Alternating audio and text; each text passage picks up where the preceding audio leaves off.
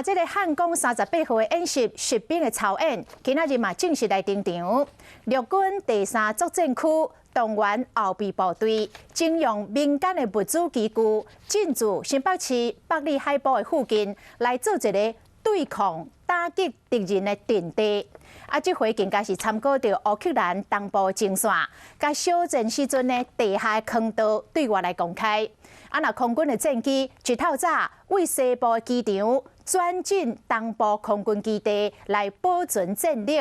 海军的军舰嘛紧急出海，到指定的地点来集合。IDF 建构核战机和 F-16V 战机分别对台湾西部机场紧急转移到东部的空军基地。宪兵改号，和飞弹车机动部署伫宜兰溪出海口的战术位置，保护空军制航基地安全。汉光38号演习实兵操演，今仔登场连续5天4暝。第一天演练战力保存科目，陆军战甲车机动到战术位置，海军紧急出海口指定一个点，空军对西部转进东部。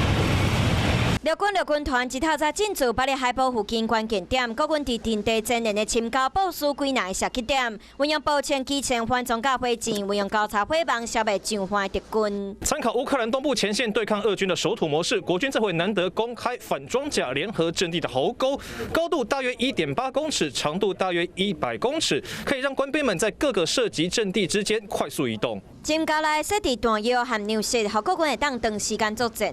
一共都是设置30日的存量，30日的存量，让我们这个战斗人员在里面可以延长持续战力。